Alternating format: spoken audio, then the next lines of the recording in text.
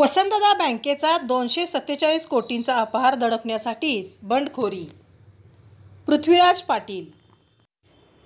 हजारो ठेवीदारांची घरे उद्ध्वस्त करणाऱ्या वसंतदादा शेतकरी सहकारी बँकेतील 247 कोटी 75 लाख रुपयांच्या अपहरणाचे प्रकरण दडपण्यासाठीच काँग्रेसमध्ये बंडखोरी झाली आहे.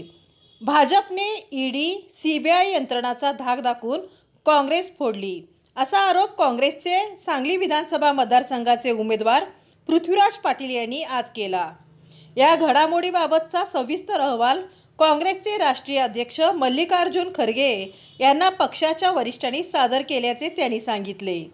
पृथ्वीराज पाटील म्हणाले, वसंतदादा बँक अपहार प्रकरणी बँकेच्या 27 माजी संचालक आणि मयत संचालकांचे 11 वारसदार, 2 अधिकारी अशा 40 जणांवर आरोपपत्र दाखल आहेत.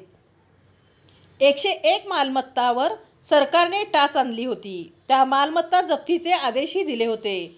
मात्र भाजपने ही फाईल कट कारस्थान करण्यासाठी राखून ठेवली होती. या चौकशीला फडणवीस सरकारने 2018 साली स्थगिती दिली. आता डाव साधून 2022 साली प्रकरणाची फेर चौकशी लावली. 4 वर्ष शांत झालेले चौकशीचे भूत पुन्हा एकदा मानगुटीवर बसवण्यात आले. 2021ला फोडाफोडी करून राज्यात महायुतीचे सरकार आल्यानंतर फडणवीसांनी ही फाईल पुन्हा ओपन केली.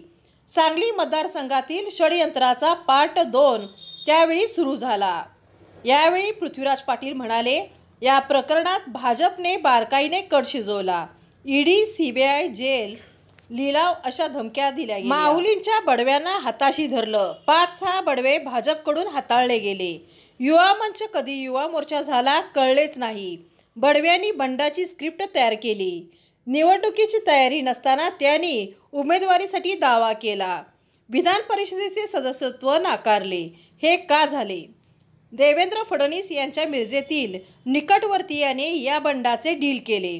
आता हे धर्मसंकट असल्याचे सांगून कृपया मतदारांची दिशाभूल करू नये. हे धर्मसंकट नसून भाजपाचा कट आहे. बडव्यांनी काँग्रेससोबत केलेली गद्दारी आहे, जी महाराष्ट्रात भाजपने शिवसेनेला करायला लावली, राष्ट्रवादीला करायला लावली, तेच सांगलीत घडले आहे. सांगलीकर ते सहन करणार नाहीत. पृथ्वीराज पाटील म्हणाले, बहुजन समाज या चक्रव्यूहात अडकणार नाही. कारण आमदार सुधीरदादा गाडगीळ यांनी मैदानातून काढलेला पळ हा वसंतदादा बँकेच्या आडून केलेला कट फसत असल्याने होता.